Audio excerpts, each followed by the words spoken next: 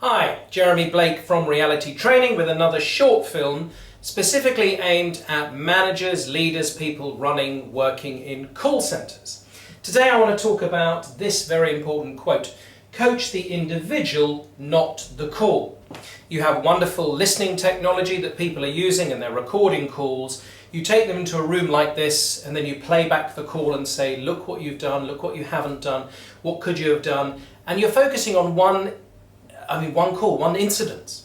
And the agent, the consultant may well have forgotten this, they're trying to remember.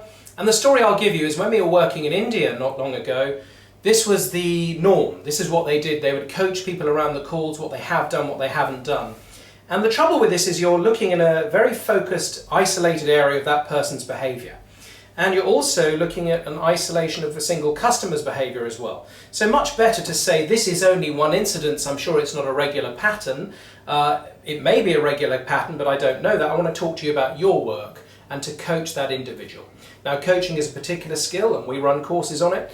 And it's something that you mustn't get people hung up on just ticking a box. I've listened to your call, I've coached them on another call, putting it in a log and just saying that you're following a series of procedures. The true breakthrough in behaviour comes through when you've coached that individual and opened their eyes and mind to all the different things they can do and to say to change their results. Thank you.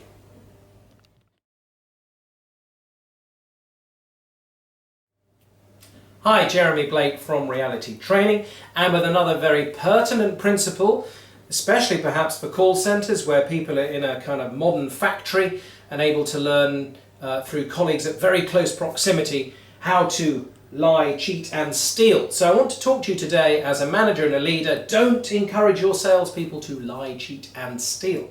How do we do this, you ask? Well, you give them targets. And targets affect human behaviour more than anything else. If I'm given a target, I will try to hit it. If my bonus isn't really rewarded through overperformance, I may well cheat, hide my signed orders and then magically produce them for the following month as there's no real incentive to go over. If you're asking me to hit a target, I can easily do that through activity, not necessarily accomplishment, as we've talked about on another film. And the other thing is stealing. If there is such pressure on, I may steal accounts from colleagues. I may not take messages for them as a call comes back in and pass it on to my colleague. We may not be collegiate and share things. So there's a lot of things to consider when you're setting these targets, because what a target should really do is drive through the right behaviours of your people to act and behave in. Now, you can also have managers who are, in a sense, retraining and encouraging their teams to carry out these three actions, because that manager is only rewarded when fantastic examples of lying, cheating and stealing have taken place. So, we can talk to you more about this directly. Get in touch with Reality Training and we'll help you, if you have to have targets, how to create targets that are about the right behaviours. Otherwise, you could end up with an interesting bunch in your building.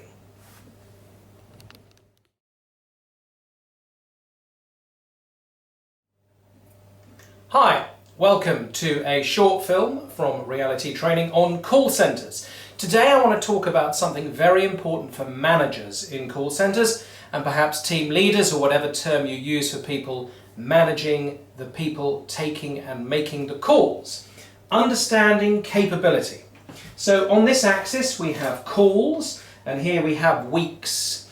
So 10 calls a day, 20 calls a day, that kind of an idea.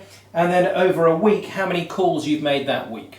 Now, here's your new agent, your new starter, and they're hanging around 10 calls and they start to go up a bit and down a bit and up a bit and down a bit, and they have a massive high here. Look, nearly 40 calls in a day, which then became a whole week's average.